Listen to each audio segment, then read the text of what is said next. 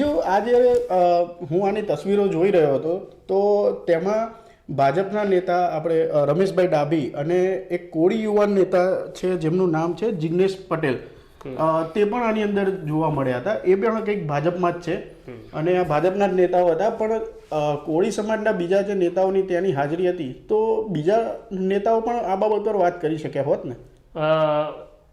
માણસ મોટો થાય ને જ્યારે જ્યારે કોઈ પણ પદ ઉપર જાય પછી એની સાથે રહેલા લોકો એના માટે બહુ નાના હોય છે, એની પ્રાયોરિટી ચેન્જ થતી હોય છે.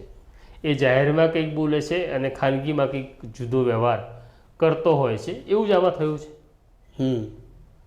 એટલે જાહેરમાં તમે એવું કહી દો, આર પારની લડાઈની વાત કરો અને પછી જ્યારે ખરેખર બોલવાનું આવે ત્યારે તમે સ્ટેન્ડ ન લો. નહીં તો જો પ્રવક્તા છે સરકારના તો એ પ્રવક્તાને કહી શકાય ને કે ભાઈ ઝડપથી એસઆઈટી તપાસ કરે, એવું કંઈક કરો. પણ એટલી વાત પણ નથી થઈ, કારણ કે પોસ્ટમાં એવું નથી એટલે આપણે એવું કહીએ છીએ.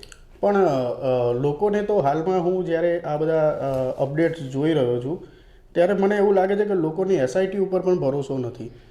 તો આ ભરોસો ઊભો થાય અને લોકો માને કે એસઆઈટી નક્કર કામ કરી રહી છે તો એના માટે કંઈ હોય કે પછી એવું કંઈ કરવાની જરૂર નથી, એમને એમની રીતે વ્યવસ્થિત તપાસ કરવી નહીં. એટલે પહેલી વાત તો એવી છે કે આખી ઘટના એટલી સરળ હતી કે જો ભાવનગર પોલીસે પ્રારંભિક તબક્કે બરાબર બેલેન્સ કરીને કામ કર્યું હોત, કોણ સારું કોણ ખોટું કે કોઈને ક્લીન ચીટ આપ્યા વગર, તો એસઆઈટીનો પ્રશ્ન નિર્માણ થતો નહીં.